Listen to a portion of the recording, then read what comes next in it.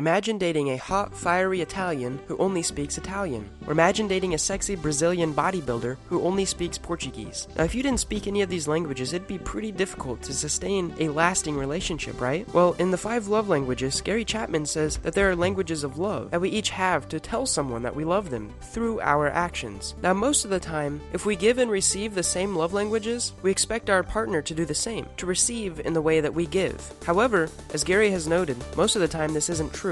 I'm going to teach you how to learn the language of love of someone else and to use it to your advantage to best show them your feelings for them. Now, the first is words of affirmation. Words of affirmation include verbal compliments and telling them how you feel about them. However, what you say should be encouraging, and you should always tell them how much you appreciate them instead of nagging. A little trick is to keep a gratitude journal in which you write down your feelings and 3 things that your significant other did during the day that you appreciated. This will help you remember the good things about your significant other. It might even make you like them more. Find something they did that day and compliment them about it. Number 2 is quality time.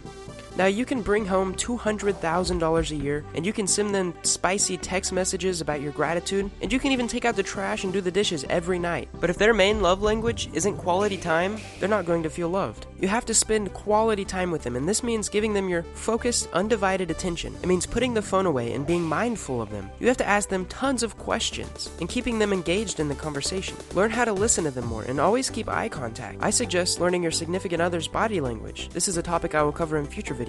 A little tip is to ask them for their 5 favorite events to do with you. Don't assume because they may be surprising, and try to do one of these 5 favorite events at least once a month. The third is receiving gifts. If you write a little love note and stick it in their car, this is a visual symbol of love, and this resonates really well with some people. See, humans are naturally social and love to brag. If you can, keep your eyes open for cheap, meaningful gifts.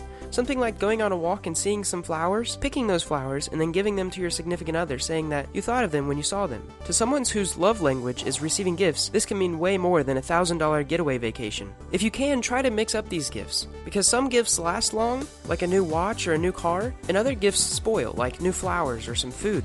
Also note that these languages are a continuum, which means that they don't just have one love language. They can have others and they can range in order. If your significant other's top 2 love languages are quality time and receiving gifts, then maybe cooking dinner together is a great way to appeal to their love. Number 4 is acts of service. Now, this is basically doing work or chores for your significant other. Stuff like vacuuming or cleaning or taking out the trash. If you can, ask your significant other to write down 10 things that they wish you would do more often, and try to do those within the next month. And the last love language is physical touch. This is something like giving them a back rub or a massage, or even putting your arm around them. To some, holding hands in public is the best way to show your affection. Now, you have to know that this physical touch is not necessarily sexual, but if both of your love languages are physical touch, being really intimate is a great way to show your affection.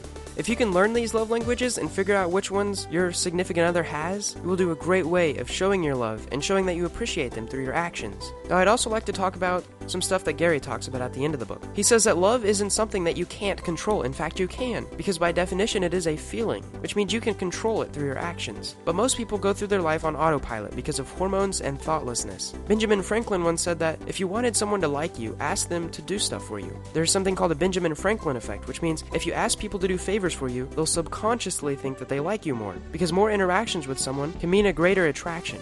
However, this is just a theory. Gary also says that a lot of people claim that it's easy to fall out of love, to lose the infatuation you began with and the high that came with it. He says that in order to keep a relationship alive, you have to choose love, even when it's doing stuff that aren't natural to you. He says that love is a feeling and an action. If the feeling goes away, try to perform some actions to bring it back. You have to show your significant other that you love them through your actions, and eventually the feeling will come too. That said, everyone is different, and relationship psychology is quite new, and there's not very many studies on it. If you guys enjoyed this video, click the like button for more awesome videos like this. Also, leave a comment below if you're in a relationship, and tell us what your love language is and what your significant other's love language is. Thanks for watching, and I hope you learned something.